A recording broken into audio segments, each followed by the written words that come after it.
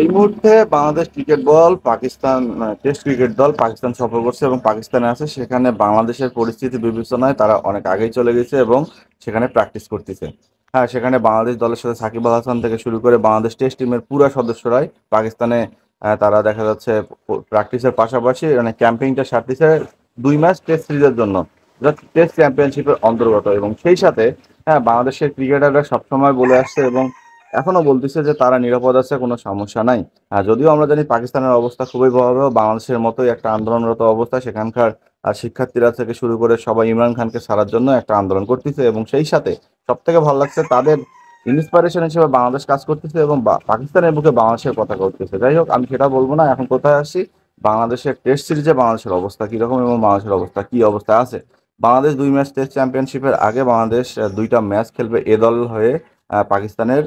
পাকিস্তান সাইনের বিপক্ষে অলরেডি একটা ম্যাচ খেলে ফেলছে। সেখানে বাংলাদেশের চিরচেনাই তো রূপ, যেটা মানে ব্যাটিং ব্যর্থতা, সেটা কিন্তু ফুটে উঠছে। যদি 2টা দিন বৃষ্টি না হতো তাহলে এই ম্যাচ বাংলাদেশ হেরে যাইতো, এটা কনফার্ম। হ্যাঁ, দ্বিতীয় ম্যাচটা হয়তো শুরু হবে, কিন্তু সেই সাথে বাংলাদেশ যে প্রথম টেস্ট ম্যাচটা খেলতে নামবে সেখানে বাংলাদেশের প্রিপারেশন কেমন এবং কি অবস্থায় থাকতে পারে।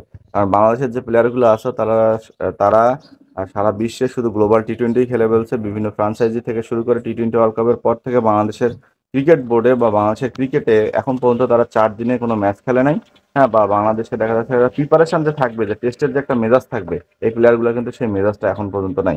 আর আমরা জানি ন্যাশনাল টিম যখন আমাদের দেশের বাইরে কোনো সফর করে, তখন বাংলাদেশের যে বাকি প্লেয়ারগুলো আছে, সেটা টেস্ট টিম হোক বা ওডিআই টিম হোক, তাদের কোনো দেখা যাচ্ছে পাত্তা থাকে না বাংলাদেশে, যে তারা কি করতেছে, কোথায় খাচ্ছে, কোথায় ঘুমাচ্ছে, হ্যাঁ কোথায় কি করতেছে, এইদিকে খেয়াল নাই। তখন আমাদের কনসেন্ট্রেশন থেকে শুরু করে বোর্ডের, আমরা সবসময় ন্যাশনাল টিমের উপর দিয়ে থাকি এবং সেই ন্যাশনাল টিম কি করতেছে না করছে সেটা নিয়ে পড়ে থাকি। অথচ অন্যান্য দেশের ক্ষেত্রে কি হয় দেখেন, হ্যাঁ ন্যাশনাল টিম সফরে আছে, ওকে ফাইন, এতে কোনো সমস্যা নেই, ন্যাশনাল টিম তাদের সফর করবে। কিন্তু বাদ বাকি প্লেয়াররা যারা আছে তারা বিভিন্ন টুর্নামেন্ট খেলবে, 4 দিনের ম্যাচের প্লেয়ার 4 দিনে থাকবে, ওডিআই প্লেয়ার ওডিআই থাকবে। হ্যাঁ, এ দল অন্য দেশ সফর করবে। হ্যাঁ, সব দিক দিয়েই মাথা ব্যথা থাকে অন্যান্য ক্রিকেট বোর্ডের, কিন্তু বাংলাদেশ মানে বিসিবির মাথা ব্যথা থাকে শুধু ন্যাশনাল টিমের। কার মামাতো ভাই কার খালাতো ভাই এসে এখানে খেলবে, হ্যাঁ কে কি করলো, হ্যাঁ সেই দিক থেকে বিসিবির খুব চিন্তা। তখন বাংলাদেশ মাঠে গিয়ে খারাপ করবে, মনে করেন টেস্ট ম্যাচ খেলতে গেছে, টেস্ট ম্যাচ গিয়ে খারাপ করবে, তখন আমাদের অজুহাতগুলো রেডি থাকবে যে আমরা ভালোভাবে টুর্নামেন্ট করি না, আমাদের প্লেয়াররা খেলার সুযোগ পায় না, আমাদের 4 দিনের টুর্নামেন্টগুলো হয় না, হ্যাঁ আমাদের উইকেট ভালো না, আমরা বিভিন্ন অজুহাত খুঁজবো। কিন্তু এর আগে যে কিছু পদক্ষেপ আছে এইগুলা নেওয়ার কোনো টাইম জোটে না।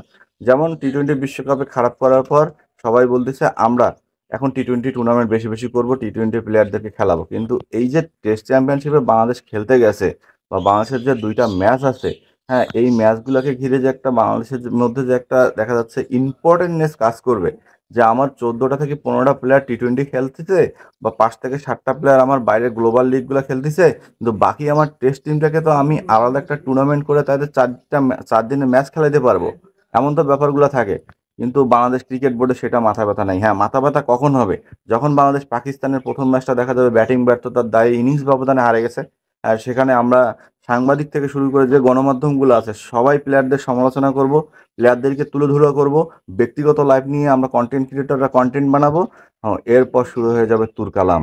হ্যাঁ, তারপর শুরু হবে মিরপুরের দোষ, কেন মিরপুরে খেলা হয়, চট্টগ্রামে খেলা হয়, বাদবাকি স্টেডিয়ামগুলোতে খেলা হয় না। কিন্তু তার আগে কোনো মাথা ব্যথা নাই। আর পাকিস্তানের সাথে বাংলাদেশের যে কি পরিমাণ লজ্জাজনকভাবে হারবে, এটা খেলা শুরু হওয়ার আগে আমি আপনাদের বলতেছি। সেই সাথে যোগ হয়েছে ইনজুরির সংখ্যা, মানে এত পরিমাণ ইনজুরি বাংলাদেশের প্লেয়াররা হয়, এতদিন ধরে বসেছিল তাদের কোনো ইনজুরি নাই। এখন যখন তারা খেলার দ্বার প্রান্তে দাঁড়িয়ে মানে খেলা শুরু করবে, তখন তাদের ইনজুরিতে পড়তেছে। মুশফিকুর রহিম চোটে পড়ছে, অলরেডি জয় একমাত্র ব্যাটসম্যান এ দলে মনে হয় একটু ভালো করে দেশের সম্মানটা বাঁচাইছে, না হলে তো 100-র আগেই পকাত হয়ে যাইতো। হ্যাঁ, সেই ব্যাটসম্যানটাও এমন ইনজুরিতে পড়ছে যে 2 ম্যাচের টেস্ট সিরিজ থেকে তিনি ছিটকে পড়ছে। আর ওপেনিংয়ে আমাদের যে নাজেহাল অবস্থা, ওডিআই টি-20 টেস্ট একই অবস্থা, কারণ সেখানে তামিম ইকবাল ভাই না থাকার কারণে ওপেনিং এর হালচাল একদমই খারাপ। আমরা চাবো 2 ম্যাচের টেস্ট চ্যাম্পিয়নশিপে বাংলাদেশ যেন অ্যাটলিস্ট পাকিস্তানের সাথে, এখন পর্যন্ত তো টেস্ট তো জেতা হয় নাই, শুধু একটা টেস্ট মানে ড্র হয়েছে, তবে এবার যেন ভালো কিছু হয় এবং আমরা যেন একটু গর্ব করে বলতে পারি। সেই সাথে আমার চ্যানেলটাকে সাবস্ক্রাইব করতে ভুলবেন না।